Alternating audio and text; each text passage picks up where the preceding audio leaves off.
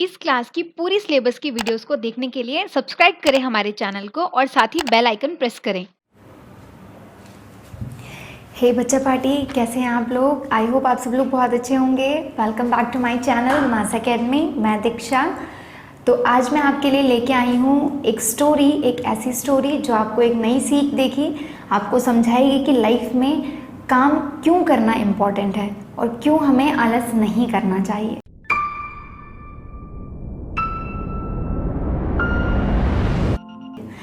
आज की स्टोरी का टाइटल है आलसी ब्राह्मण। ठीक है, एक ब्राह्मण की कहानी है जो बहुत ही आलसी थे।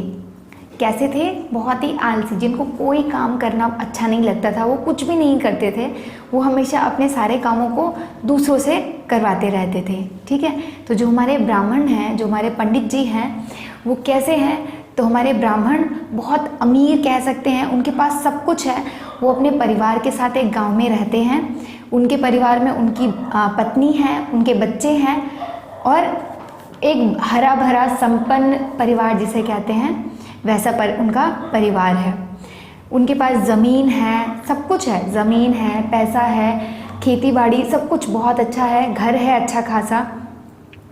तो वहाँ पर वो कैसे रहते हैं? सारा जो कुछ भी, मतलब उनकी ज़मीन ऐसी है कि वो लोग वहाँ पे कुछ भी उगाएंगे उसमें से सब कुछ बहुत अच्छी तरह से उगेगा, मतलब फसल उनकी बहुत अच्छी होगी। एक दिन उनकी पत्नी जो है वो उनसे कहती हैं आप थोड़ा आलस कम किया कीजिए, इतने मोटे हो गए हैं खा खा कर, थोड़ा सा काम भी किया कीजिए। तो कहते हैं, ब्राह्मण कहते हैं, मुझे काम करने की क्या ज़रूरत है, मेरे पास तो सब कुछ है, मुझे काम, मेरे पास जब नौकर है तो मैं काम क्यों करूँगा, मैं काम नहीं करूँगा। वो उन्हें बहुत समझाती हैं लेकिन वो उनकी बात को इग्नोर कर देते हैं, उनकी बात को नहीं मानते हैं। सोचते हैं मुझे काम करने की क्या नीड है, जब मेरे पास इतना पैसा है, इतना धन है, इतने सारे लोग हैं मेरे पास काम करने के लिए, तो मुझे क्या ज़रूरत है काम करने की। तो उनके यहाँ पर एक दिन क्या होता है, एक ना साधु महाराज आते हैं, साधु ब्राह्मण आते हैं। साधु समझते हैं ना, वो जो छोटी सी पगड़ी लगाए रहते हैं, यहाँ पे ऑरेंज कलर का एक कपड़ा डाले रहते हैं, कुर्ता पहने रहते हैं, धोती पहन के आते हैं ना, वो वैसे एक साधु महाराज आए भिक्षा मांगने के लिए। तो उन्होंने उनका आवभगत किया, उनको बिठाया, उनकी खूब आवभगत की, खिलाया पिलाया, उनकी सेवा की, सब कुछ बहुत अच्छे से किया। तो ब्राह्मण देवता भी उनसे, साधु ब्राह्मण देवता जो थे वो खुश हो गए उनसे। तो उन्होंने खुश होकर कहा कि मैं तुम्हारी सेवा से बहुत प्रसन्न हूँ, मैं, तुमने जो इतनी मेरी सेवा की है, मेरे खाने पीने का ध्यान रखा है, मेरी खातिर की है, उसके खातिर, उन सब चीज़ों से मैं बहुत, तुम्हारी खातिरदारी से मैं बहुत प्रसन्न हूँ। तो अब तुम मांगो, मैं खुश हूँ तुमसे, तो मैं तुम्हें एक वरदान देना चाहता हूँ। तुम मांगो जो तुम्हें मांगना हो, तुम क्या चाहते हो, मैं तुम्हें वो चीज़ दूंगा। तो वो जो साधु महाराज होते हैं वो बहुत प्रसिद्ध या बहुत पूजा किए हुए ब्राह्मण होते हैं। उन्होंने भगवान को भी खुश कर रखा होता है, ऐसे सिद्ध ब्राह्मण होते हैं वो। तो वो कहते हैं कि मांगो, क्या मांगना है। तो ब्राह्मण सोचता है कि मुझे तो अपनी ज़िंदगी में सिर्फ आराम चाहिए, और तो कुछ नहीं चाहिए था, क्योंकि ब्राह्मण तो बहुत आलसी थे, उनको कुछ नहीं चाहिए था। तो वो क्या कहते हैं कि आप मुझे एक ऐसा वरदान दीजिए कि ताकि मुझे कोई काम करना ही ना पड़े। क्यों? क्योंकि उनको कोई काम करना अच्छा ही नहीं लगता था।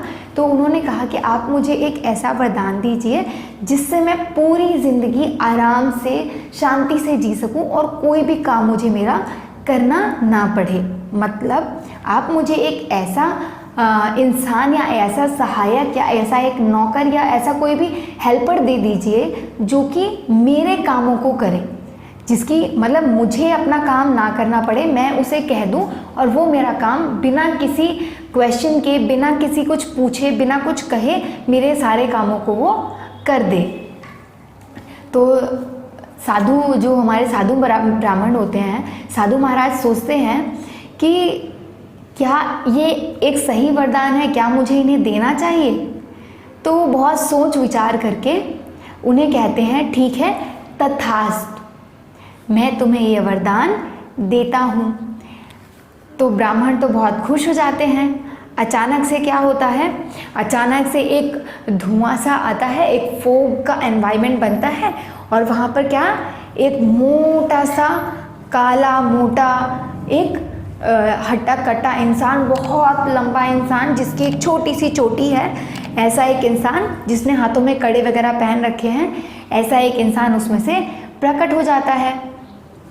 तो उसे देख करके वो बहुत डर जाते हैं, कहते हैं ये इतना विशालकाय ये इंसान है कि कौन है, ये कौन अचानक से आ गया मेरे सामने। तो उसे देख करके वो पहले तो घबरा जाते हैं कि ये क्या है। फिर उन्हें साधु महाराज कहते हैं कि आपने मुझसे जो हेल्पर मांगा था ये जिन है। कौन है ये? जिन है, जिन्हें मैं आपको दे रहा हूँ आपकी मदद करने के लिए। लेकिन आपको एक चीज़ का ध्यान रखना पड़ेगा कि आपको इन्हें खाली नहीं छोड़ना है, इन्हें कोई ना कोई काम बताते रहना है। आपके जो हेल्पर है, जो ये जिन है, ये कभी भी खाली नहीं बैठने चाहिए। इस शर्त पे उनकी वो इच्छा पूरी कर देते हैं। तो ब्राह्मण देवता कहते हैं हाँ हाँ ठीक है। वो तो खुशी से मान जाते हैं कि ठीक है मेरे सारे काम हो जाएंगे, अब तो मुझे कोई काम नहीं करना पड़ेगा। तो वो बहुत खुशी से इस चीज़ को मान जाते हैं, कहते हैं ठीक है मैं खुश हूँ, मुझे यही चाहिए था, मिल गया, धन्यवाद, प्रणाम करते हैं। और वहाँ से वो तथास्तु, साधु देवता जो होते हैं हमारे, तथास्तु कह करके वो चले जाते हैं। फिर क्या होता है, फिर जो हमारा जिन होता है, जिन जो इनको हेल्पर मिला होता है, इतना लंबा चौड़ा हट्टा कट्टा जिन जो होता है, वो कहता है हुकुम मेरे आका, आप मुझे बताइए मुझे क्या काम करना है।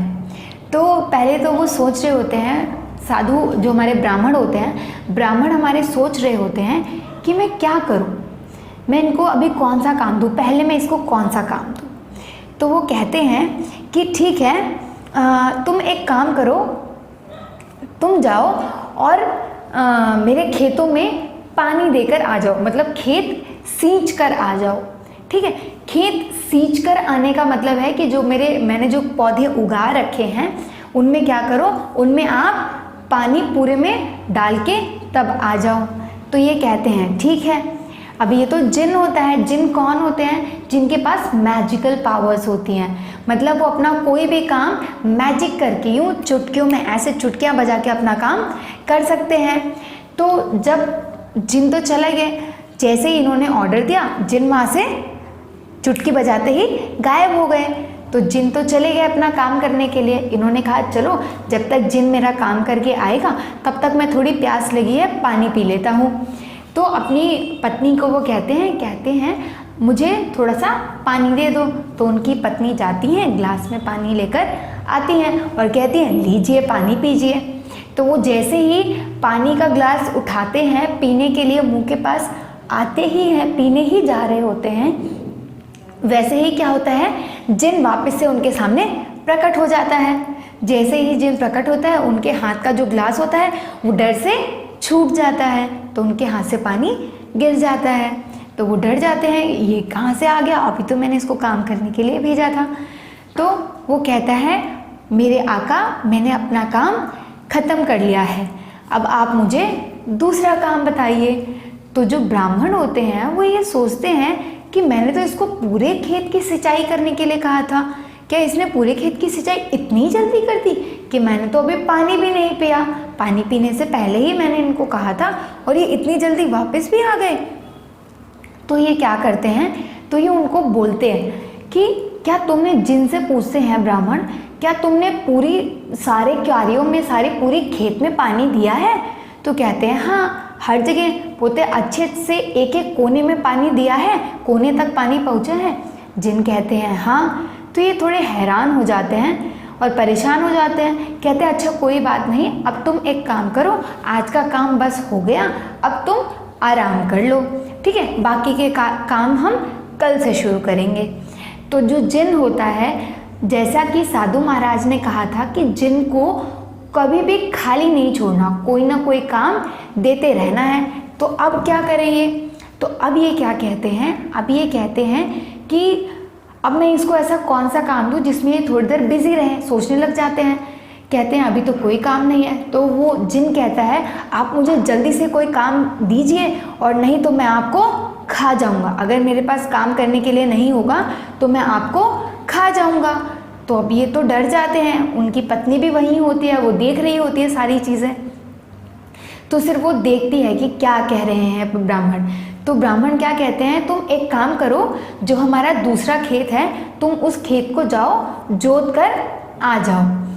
तो वो कहता है ठीक है।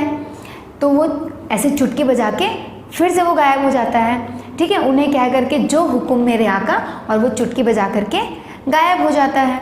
तो जब चुटकी बजाकर वो चला जाता है तो अब पंडित जी क्या सोचते हैं, कहते हैं चलो ये तो चला गया, अब इसको खेत को जोतने में बहुत समय लग जाएगा, ये पूरी रात भर का समय इसका लग जाएगा, तब तक मैं क्या करता हूँ, मैं कुछ खा लेता हूँ। तो वो अपनी पत्नी से कहते हैं कि मुझे बहुत तेज़ भूख लगी है, कुछ खाने के लिए ले आओ। तो उनकी जो पत्नी होती है वो जाती हैं और एक खाने की थाली जो होती है, प्लेट जो होती है, उसको सजा करके उनके सामने ले आती हैं और रख देती हैं। तो वो जैसे ही हाथ धो करके आते हैं, बैठते हैं, जल लेते हैं हाथ में और खाने की पूजा कर ही रहे होते हैं कि तब तक खाने को जैसे ही वो प्रणाम करते हैं तब तक वो जिन वापस आ जाता है। अब वो फिर से हैरान हो जाते हैं, ऐसे वो ऐसे चुटकी बजा के वो वापस आ जाता है, फटाक से ऐसे जिन है मैजिक से वापस आ गया। तो जब जिन वापस आ गया, अब पंडित जी परेशान हो गए कि अब मैं क्या करूं। तो कहते हैं, अब वो जिन आते ही कहता है, आका मेरा काम हो गया है, अब आप मुझे दूसरा काम बताइए कि मुझे क्या करना है। अब ब्राह्मण देवता परेशान हो गए कि मैं क्या करूं, मैं कैसे करूं चीज़ों को। तो वो सोच रहे होते हैं कि अब तो मैं बुरा फंसा।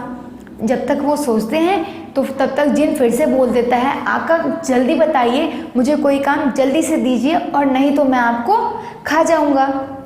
वो सोच रहे होते हैं, कहते हैं अब तो मेरे पास कोई काम ही नहीं है, जो काम थे मैंने तो करवा लिए। फिर वो सोच रहे होते हैं, फिर वो दोबारा उनसे कहते हैं अब मैं क्या करूँ। वो अपनी पत्नी उनकी देख रही होती है, परेशान हो रहे होते हैं। तो वो कहती हैं कि आप रुकिए, आप मुझे कहिए और मैं इन्हें मैं अपना कोई काम इनसे करवा सकती हूँ, अगर आप इन्हें कहेंगे तो ये मेरा काम कर देंगे। तो कहते हैं हाँ हाँ क्यों नहीं कर देंगे। तो पत्नी जो होती है उनसे ब्राह्मण से पूछ करके जिन को कहती है, जिनसे पहले अपना परिचय करवाती है कि मैं आपके आका की पत्नी हूँ, इस हिसाब से आपको मेरी भी बात माननी चाहिए, तो आपको मेरी बात माननी पड़ेगी। तो वो कहते हैं, जिन कहते हैं ठीक है। तो कहते हैं मेरा एक छोटा सा काम है, उनकी ब्राह्मण की जो पत्नी होती हैं वो कहती हैं मेरा एक छोटा सा काम है, तुम वो कर आओ, ठीक है। तो जिन जो कहते हैं जो हुक्म मेरे आका, काम बताइए। तो उनकी पत्नी जो होती है वो कहती हैं, उनके घर में एक कुत्ता होता है। कौन सा कुत्ता होता है? एक छोटा सा कुत्ता होता है, उसका नाम होता है मोती, जो उनके घर के बाहर बैठा हुआ है, ठीक है। भूरे रंग का जो उनका कुत्ता है, एक भूरे और काले रंग का उनका एक कुत्ता है जिसका नाम मोती है। तो वो गेट के बाहर बंधा हुआ था। तो उसको कहती हैं कि तुम जाओ और मोती की पूंछ को सीधा कर आओ। मोती की पूंछ को सीधा, कुत्ते की जो पूंछ होती है वो कैसी होती है? टेढ़ी होती है। एक कहावत कही गई है कि कुत्ते की पूंछ को आप 12 साल तक भी एक सीधी पाइप में रखेंगे ना तो भी वो सीधी नहीं हो सकती। मतलब कुत्ते की पूंछ को कोई भी सीधा नहीं कर सकता है। उनकी पत्नी ने अपना दिमाग लगाकर ये बात जिनको दी थी, ये बात जिनको कही कि आप ये काम करके आओ। तो जिन तो कहता है जो हुक्म मेरे आका, और वहाँ पे गायब हो जाता है। अब ब्राह्मण देवता बहुत डर गए होते हैं, क्योंकि अगर अब जब वो ये सोच रहे होते हैं कि ये तो 2 मिनट में मोती की पूंछ सीधी करके आ जाएगा, फिर पूछेगा क्या काम करना है, फिर मैं इसको दूसरा काम कहाँ से दूंगा। तो अब वो सोच रहे होते हैं और बहुत परेशान हो जाते हैं। तो उनकी पत्नी कहती है कि देखिए आपने आलस किया, आपने ब्राह्मण देवता से एक ऐसा वरदान ले लिया जिससे क्या हो रहा है, जिसका परिणाम आपके लिए इतना खतरनाक साबित हो सकता है। अगर आप उसको काम नहीं देंगे, आप उसे एक इंसान का काम कितना होता है, बहुत सारा तो नहीं होता, तो वो तो हर काम ऐसे चुटकियों में कर सकता है, तो हम उसे कितने काम बता सकते हैं। तो वो ये सोचकर डर जाते हैं, है ना। तो अगर जब काम ख़त्म हो जाएगा तो जिन उनको खा लेगा। तो इस बात को देखकर उनकी वाइफ उनको समझाती है कि अगर आप काम नहीं देंगे तो वो आपको खा जाएगा। मतलब अगर आप अपना काम खुद से कर लेते, अगर आप ये वरदान नहीं मांगते तो ऐसी नौबत ही नहीं आती। तो ब्राह्मण देवता को भी समझ में आ जाता है कि नहीं, मैंने गलत किया, अगर मैं अपना काम खुद से कर लेता तो ऐसा नहीं होता। तो वो कहते हैं कि तुम ठीक कह रही हो, अपनी पत्नी से कहते हैं तुम ठीक कह रही हो, गलती मेरी है जो मैंने तुम्हारी बात को नहीं माना। तुम हमेशा कहती रही कि आलस मत कीजिए, काम कर लीजिए कोई, तो मैंने तुम्हारी बात नहीं मानी और ये मेरी गलती थी। तो वो अपनी गलती को समझ जाते हैं, कहते हैं लेकिन अब मैं क्या करूं, अब तो जो गलती मैंने कर दी मैं कहती सुधारूं कैसे इसको। तो उनकी पत्नी कहती हैं कि आप अपनी गलती जो आपने किया, अब आप अगर आलस नहीं करेंगे तो मैं इस परेशानी से आपको निकाल सकती हूँ। तो वो कहते हैं ठीक है, मैं वादा करता हूँ कि मैं अब से आलस नहीं करूँगा और मैं सारे काम अपने खुद से करूँगा। तो उनकी पत्नी कहती है ठीक है, फिर आप सारी चीज़ें मुझ पर छोड़ दीजिए। तो कहते हैं ठीक है। तो रात भर वो लोग फिर सो जाते हैं। पत्नी उनकी कहती है आप सो जाइए, मैं देख लूँगी। तो वो दोनों ही लोग सो जाते हैं, क्योंकि कुत्ते की पूंछ तो सीधी हो ही नहीं सकती। अब जब सुबह होती है, पंडित जी वहाँ से ब्राह्मण देवता बाहर निकलते हैं, बाहर निकल करके आते हैं, देखते हैं जिन उसकी मोती की पूंछ को ऐसे पकड़ कर बैठा होता है, और जितनी देर वो पकड़ के बैठता है, जब छोड़ता है वो वापस से उसकी पूंछ ऐसे टेढ़ी हो जाती है, फिर वो उसे पकड़ के बैठता है, फिर से वो पूंछ टेढ़ी हो जाती है। तो ब्राह्मण देवता खेत में जाने के लिए तैयार हो जाते हैं। तो वो खेत में जाते हुए देखते हैं कि जिन तो कुत्ते की पूंछ सीधी करने में अभी भी व्यस्त है, अभी भी उसका काम खत्म नहीं हुआ है। तो वो समझ जाते हैं और उसका मजाक उड़ाते हुए, उसकी चुटकी लेते हुए उससे कहते हैं जिन, तुम्हारा काम अभी तक समाप्त नहीं हुआ? तो जिन कहता है नहीं मालिक, मैं कर रहा हूँ, मैं अभी इस काम को करके हाजिर होता हूँ। तो कहते हैं ठीक है, अपना काम जल्दी करो। और ब्राह्मण देवता ये कहकर हंसते हुए वहाँ से चले जाते हैं, और जिन अपना पूंछ सीधी करने में लगा रहता है और पूंछ कभी सीधी नहीं कर पाता। इस तरह पंडित जी ने, ब्राह्मण जी जो हमारे थे, ब्राह्मण देवता जो थे हमारे, उन्होंने निश्चय किया कि अब से मैं आलस नहीं करूँगा, अब से मैं अपने सारे काम स्वयं ही करूँगा। ठीक है, तो इसी के साथ हमारी ये वाली कहानी होती है समाप्त। इस कहानी से हमें ये सीख मिलती है कि आलस इंसान का सबसे बड़ा शत्रु होता है। अगर हम आलस करेंगे तो उसका परिणाम हमेशा हमारे लिए खतरनाक ही निकलेगा, गलत ही निकलेगा। ठीक है, इसीलिए हमें कभी भी आलस नहीं करना चाहिए, अपना काम स्वयं करना चाहिए और समय से करना चाहिए। अगर हम अपना काम समय से नहीं करेंगे तो हमारे सारे काम एक के बाद एक लेट होते जाएंगे। तो हमें ऐसा नहीं करना चाहिए। आई होप आपको मेरी ये स्टोरी समझ में आई हो, पसंद आई हो। अगर आपको मेरी ये स्टोरी पसंद आई है तो प्लीज़ मेरी स्टोरी को लाइक करें, शेयर करें एंड कमेंट करना ना भूलें कि आपको ये स्टोरी कैसी लगी। अगर आपको कुछ और स्टोरीज़ के बारे में जानना है या किसी और कैरेक्टर को लेकर कोई स्टोरी सुनना चाहते हैं आप मुझसे, तो प्लीज़ उसे भी कमेंट बॉक्स में ज़रूर लिखिए। मैं ट्राई करूँगी कि मैं आपके लिए अच्छी अच्छी कहानियाँ ऐसे ही लेके आती रहूँ। सो मिलते हैं हमारे नई स्टोरी के साथ में नेक्स्ट वीडियो में। तब तक के लिए बाय बाय।